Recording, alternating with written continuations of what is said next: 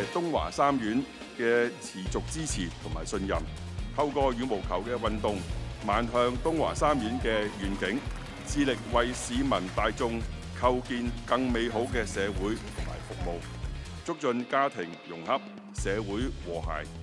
一直以嚟，東華三院都秉持住全人發展嘅教育理念，不遺餘力推動多元化活動，包括各種體育運動，啟發佢哋對體育嘅熱情同埋興趣。希望年輕一代除咗喺學業同埋品德上有優秀嘅表現，